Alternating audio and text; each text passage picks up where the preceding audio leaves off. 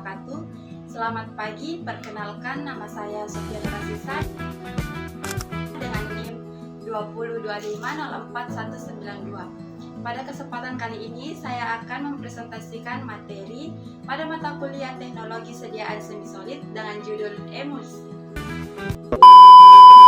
Baik, adapun tujuan dari materi ini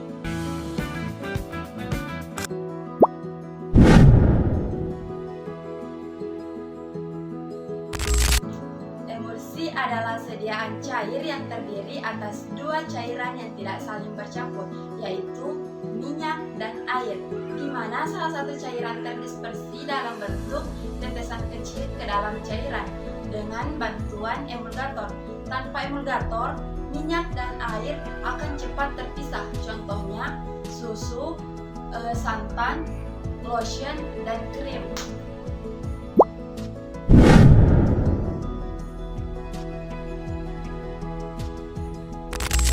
Yang pertama, fase terdispersi.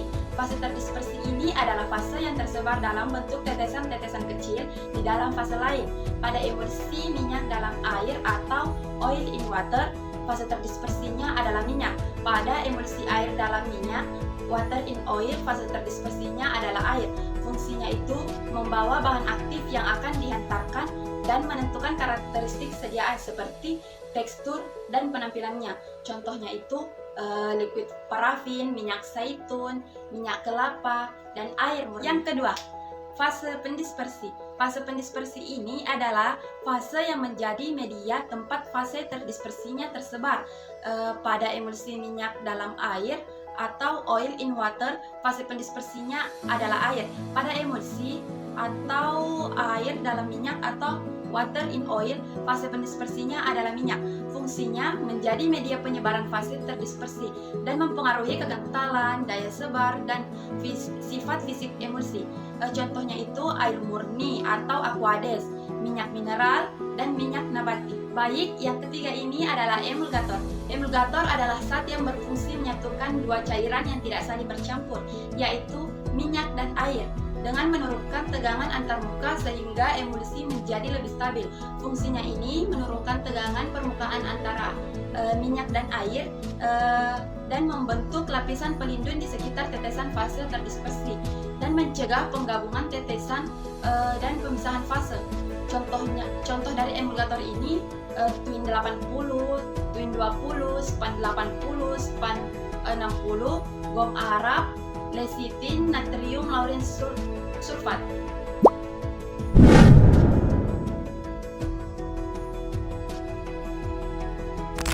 Yang pertama, emulsi minyak dalam air atau oil in water. Pada tipe ini ada dua tipe, yaitu minyak menjadi fase terdispersi dan yang kedua air menjadi fase pendispersi. Karakternya itu tidak berminyak, mudah dicuci dengan air, dan banyak digunakan pada emulsi dan lotion. Contohnya susu dan lotion. Yang kedua, emulsi air dalam minyak atau water in oil. Pada tipe ini ada dua, yaitu air menjadi fase terdispersi dan minyak menjadi fase pendispersi. Karakternya itu ini lebih berminyak, sulit dicuci dengan air, dan digunakan pada krim pelindung kulit. Contohnya cool cream.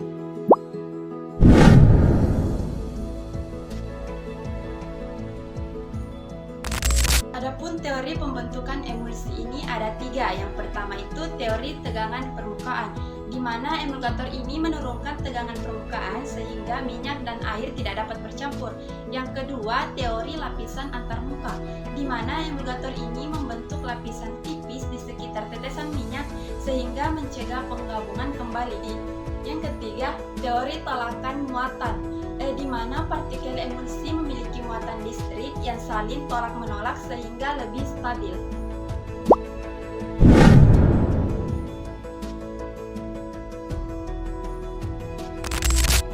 Baik, adapun metode pembuatan emulsi, di mana yang pertama ini metode gom kering atau dry gum.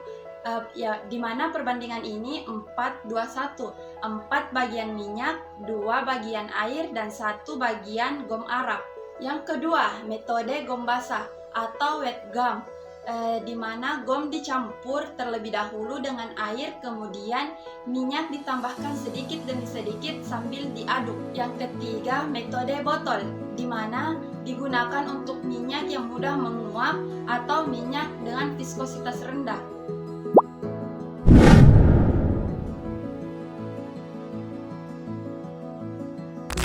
Baik, adapun evaluasi emulsi itu ada 5. Yang pertama organoleptik, yaitu mengamati warna, bau, serta bentuk. Dan yang kedua itu homogenitas. Di sini melihat apakah emulsi tercampur merata atau tidak. Yang ketiga pH.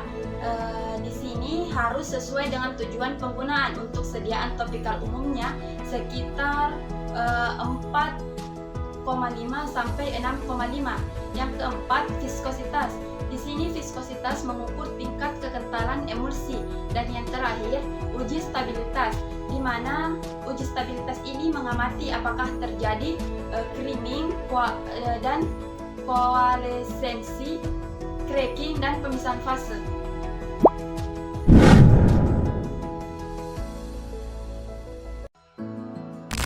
Baik, selanjutnya adapun kerusakan emulsi. Beberapa kerusakan yang dapat sering terjadi di emulsi ini. Yang pertama itu creaming.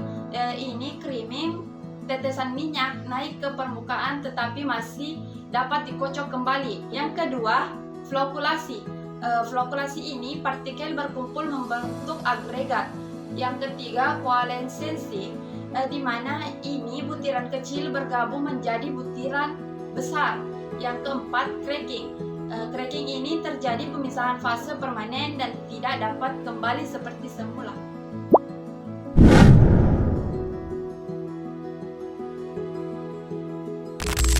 Adapun contoh penerapan pada emulsi ini, yang pertama itu dalam bidang farmasi, emulsi digunakan pada sediaan oral. Contohnya emulsi minyak ikan dan emulsi vitamin. Tujuannya ini untuk meningkatkan rasa dan dipermudah untuk dikonsumsi. Yang kedua, sediaan topikal. Contohnya itu krim dan lotion.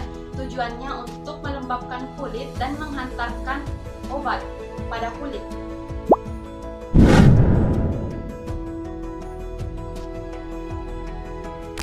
Ada beberapa poin yang perlu mahasiswa pahami. Yang pertama itu, emulsi ini merupakan campuran dua cairan yang tidak saling bercampur.